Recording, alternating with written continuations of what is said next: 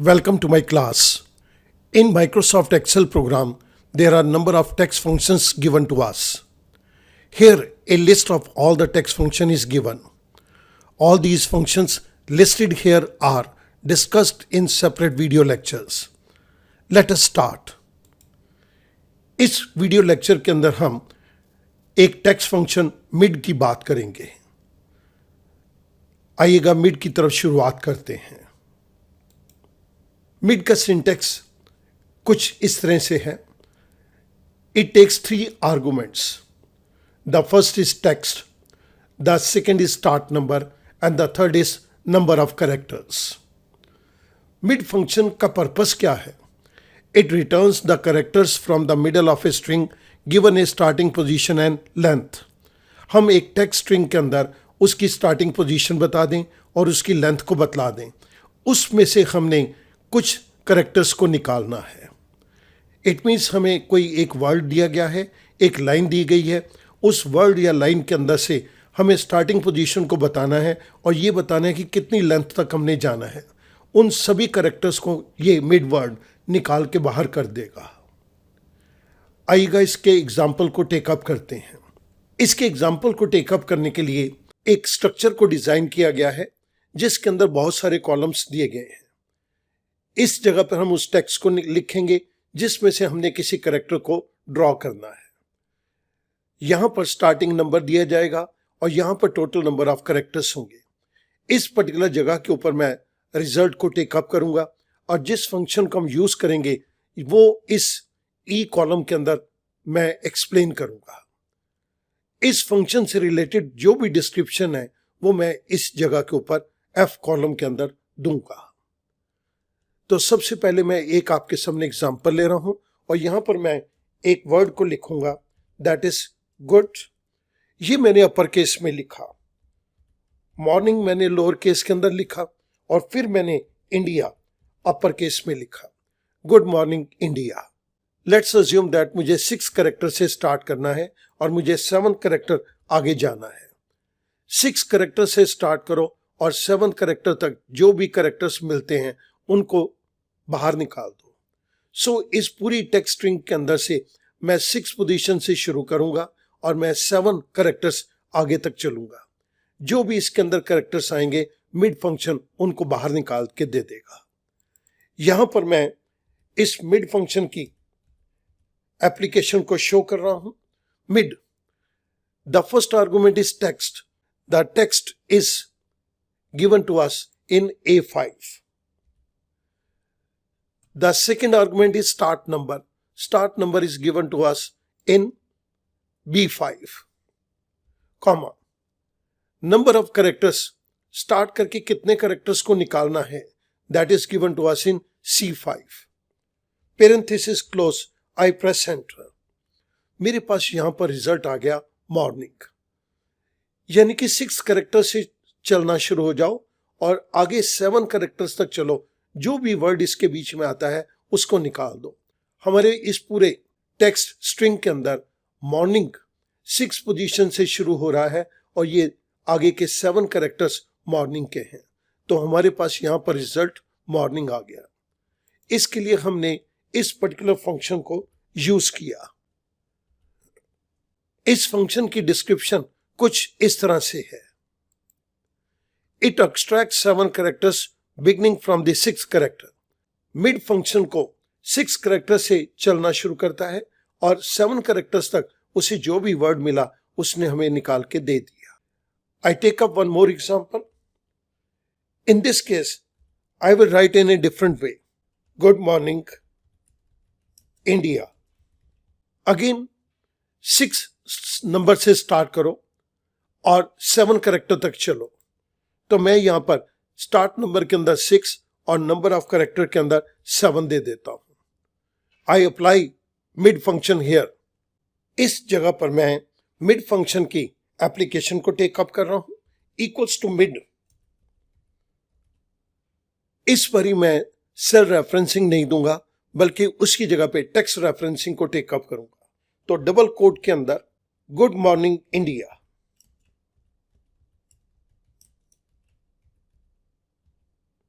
Comma, 6 character से शुरू हो जाओ और 7th करेक्टर तक चलो। यहां पर भी मैं सेल रेफरेंसिंग को नहीं दे रहा, बल्कि अपने हाथ से 6 और 7 लिख रहा हूं। Start number is 6 and the number of characters required are 7. I close parenthesis, I press enter. Student ध्यान से देखिएगा, इस बारी भी हमें यहां पर मॉर्निंग रिजल्ट मिला है। हमने जिस फंक्शन को यूज किया वो मैं आपके रेफरेंस के लिए यहां पर दे रहा हूं। डिस्क्रिप्शन के अंदर भी हमने यही बात कह दी, इट एक्सट्रैक्ट्स 7 कैरेक्टर्स beginning from the 6th character. Now I move on to the third example. Third case के अंदर मैं कुछ डिफरेंट टेक्स्ट को लूंगा। Good morning, only this much, start number is 1 and the number of characters are 15। इस जगह के ऊपर मिड फंक्शन को इंप्लीमेंट कर रहा हूं, equals to mid function. This is our text, this is our starting point, and these are the number of characters required. Parenthesis close, I press enter. Student यहां पर बहुत ध्यान से देखिएगा, हमारे पास गुड मॉर्निंग के अंदर 12 कैरेक्टर्स है इंक्लूडिंग स्पेस। गुड मॉर्निंग के अंदर 12 कैरेक्टर्स है इंक्लूडिंग स्पेस, और हमने ये कह दिया कि 15 कैरेक्टर्स को निकालो। इट मीन्स हमने नंबर ऑफ कैरेक्टर्स उससे ज्यादा मांग लिए जितना कि टेक्स्ट के अंदर है। उस केस के अंदर ये हमें ये पूरे का पूरा टेक्स्ट निकाल के दे देगा। जिस फंक्शन को हमने यूज किया है वो आपकी रेफरेंस के लिए मैं यहां पर कॉपी कर रहा हूं। इसकी डिस्क्रिप्शन के अंदर नोट कीजिएगा, if the number of character specified are larger than the total number of characters. Good morning के अंदर स्पेस को इंक्लूड कर दें तो 12 कैरेक्टर्स हैं। If the number of characters specified are larger than the total number of characters, हमने 15 character मांग लिए जबकि इस पूरे टेक्स्ट स्ट्रिंग के अंदर 12 कैरेक्टर्स हैं। The entire string is return beginning from the starting number. इस केस के अंदर शुरुआत से लेके आखिर तक वो हमें स्ट्रिंग निकाल के दे देगा। ये हमारे पास गुड मॉर्निंग का टेक्स्ट स्ट्रिंग आ गया। Next example, good morning India. ये मेरा टेक्स्ट है और इस टेक्स्ट के अंदर 20th पोजीशन से शुरू हो जाओ और 5 कैरेक्टर्स को निकालो। हम जानते हैं कि गुड मॉर्निंग इंडिया के अंदर इंक्लूडिंग स्पेस हमारे पास 18 कैरेक्टर्स हैं और हमने ये कह दिया है कि स्टार्ट कर दो 20th से।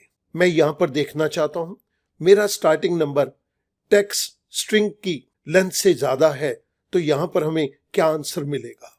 Equals to mid, this is my text, this is my starting number, starting position, and this is the length of the text required. Parenthesis close, I press enter.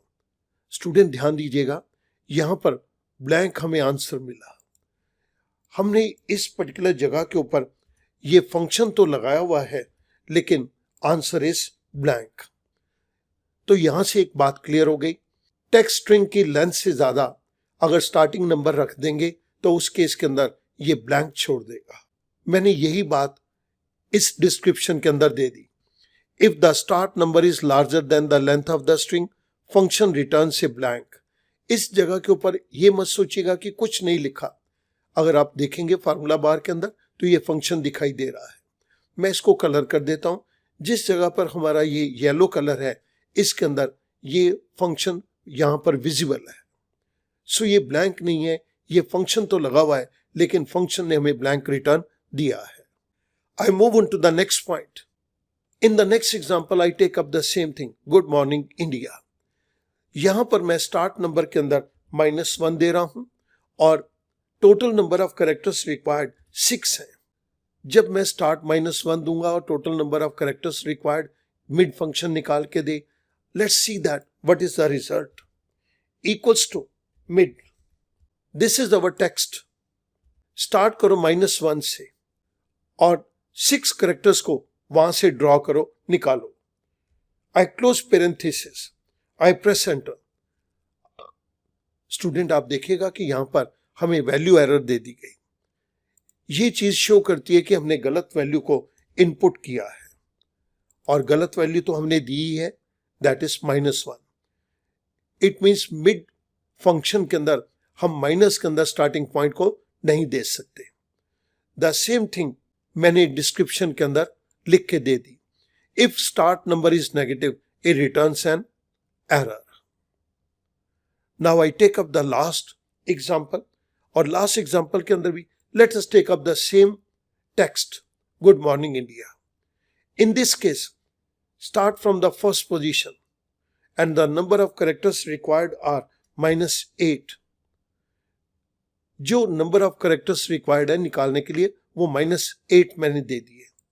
इस जगह के ऊपर मिड फंक्शन को implement कर रहा हूं।